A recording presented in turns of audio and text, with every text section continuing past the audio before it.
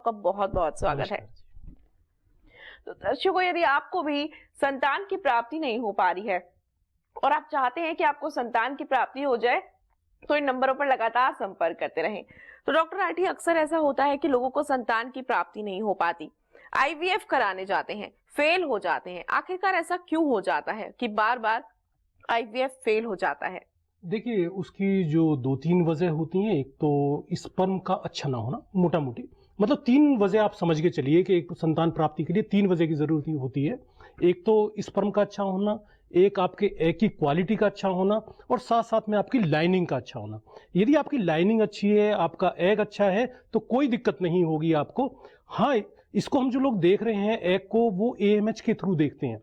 यदि आपका एएमएच अच्छा होता है तो आपको एग की क्वालिटी अच्छी है। जो अभी रिपोर्ट हमारे पास में आ रही है उसमें एएमएच काफी नीचे जा रहा है। कुछ मतलब जो हमारे पास रिपोर्ट आ रही है वो बता रहे हैं कि प्रदूषण की वजह से ऐसा हो रहा है। कुछ बताया जा रहा है कि किस वजह से है, करेक्ट कहना तो बड़ा मुश्किल है। पर एएमएच हम लोग जो देख रहे हैं, जो हमारे पास में रिपोर्टें आ रही हैं, किसी की 1.4, किसी का 0.94, किसी का 0.02। तो इस एएमएच को समझना जरूरी है, क्योंकि लेडीज को जो हर महीने निकलता है वो सिर्फ एक एग निकलता है। यदि आपका एक ही अंडा है और उसकी क्वालिटी अच्छी नहीं है, तो आप आईवीएफ के लिए भी जा रहे हो तो जरूरी नहीं है आपको बच्चा मिले, ये आप समझ लीजिए।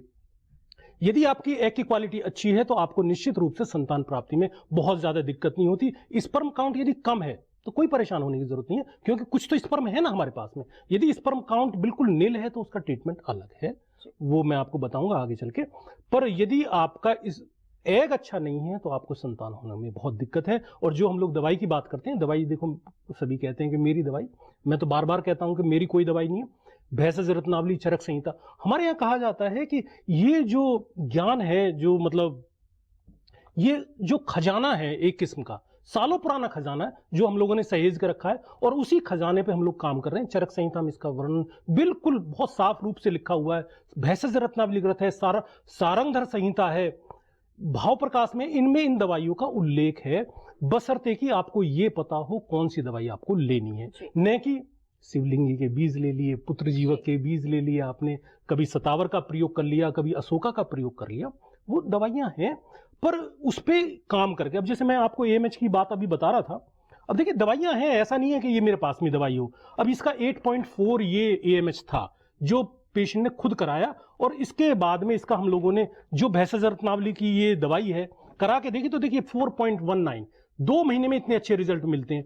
यदि आप किसी और को इसको दिखाइएगा, पूरे विश्व की बात कर रहा हूं, कोई भी आपको ये नहीं कहेगा कि एएमएच को हम लोग कम कर सकते हैं या ज्यादा कर सकते हैं। पर दवाई में हम लोगों को भी नहीं पता था, पहले हम लोग प्रोग्राम करते थे तो 22 का था एक का पेशेंट का, उसको कंसीव हुआ था, पर हमें ये पता नहीं था कि एएमएच कम हो जाता है। ये तो अभी कुछ सौभाग्य की बात है कि कुछ पेशेंट हमारे पास में ऐसे अच्छे आए पैसे के संदर्भ में, क्योंकि 2,500 का टेस्ट है, 2 से 2,500 के बीच में बात होती है, तो उन्होंने खुद करा के हमें बताया। तो जब हमें पता चली, अब ये देखिए नोएडा का पेशेंट है, 16 के आसपास, ये जो लैब है ये बहुत अच्छी लैब है, मतलब हमारे यहाँ डॉक्टरी लाइन में इसको सबसे अच्छी लैब माना जाता है, और इसका 16 के आसपास इसका है। और 2 महीने में जब हम लोग देखते हैं तो 7 के आसपास इसका आ गया है, पर 7 भी अभी ज्यादा है। इसकी जो नॉर्मल वैल्यू है 2 से 4 के बीच में होती है। यदि आपकी वैल्यू 2 से 4 के बीच में है, आप नेचुरल कंसीव कर सकते हैं। यदि इसकी हाई है तब भी कंसीविंग नहीं होगी, यदि लो है तब तो और बुरी हालत है, क्योंकि आपके पास में एग की क्वांटिटी भी कम होगी, क्वालिटी, 2 शब्द आते हैं, एक तो क्वालिटी, एक क्वांटिटी। यदि एग की क्वालिटी भी कम है और क्वांटिटी भी कम है, ये जो एग मिलते हैं रश्मि जी, हम लोगों को मां के गर्भ से ही मिलते हैं, मतलब डिपॉजिट है, मां ने आपको दे दिए, इसके बाद में मैच्योर होकर एक एक करके आता रहता है, जिससे कि संतान की प्राप्ति होती है। यदि एग की क्वालिटी खराब, समझ लीजिए बच्चा नहीं हो पाएगा। एक तो आईवीएफ फेल होने का ये वजह होती है, दूसरी अच्छे सेंटर का चुनाव ना होना, तीसरा मैं थोड़ा आध्यात्मिक भी हूं तो आध्यात्म के रूप में भी समझाता हूं पेशेंटों को इस तरह से समझना चाहिए। देखिए, यदि हम अच्छा एम्ब्रियो बना लेते हैं, एक अच्छा हमने मान लिया, ये समझ लीजिए आप कि धान की पौध हमने बहुत अच्छी तैयार कर ली, पर हमारा खेत तैयार नहीं है। यदि आपका खेत अच्छी तरह से तैयार नहीं है तो यूरिया डीएपी डाल के आप उसको फसल को नहीं ले सकते हैं। मेरे पास में भी कुछ दिन पहले फोन आया था कि जी हम लोगों ने काफी एचएमजी के इंजेक्शन लगवाए और फिर हमें एग नहीं बन रहे। जो हम इंजेक्शन लगाते हैं वो जस्ट लाइक यूरिया डीएपी, यदि बीज में ताकत है तो वो चलेगा, खाद से। यदि बीज में ताकत ही नहीं है तो ये दवाई हमें ये कहती है, जो मैं आपको एमएस दिखा रहा हूं कि जब हम ऊपर नीचे कर सकते हैं तो इसका मतलब हुआ आपके एग पे काम कर रही है। यदि दवाई एग पे काम कर रही है आपको संतान हो जाएगी। और एक बहुत छोटा सा संदर्भ है, मैं सुना देता हूं, जो सभी जानते हैं, कोई मेरे पास नहीं है।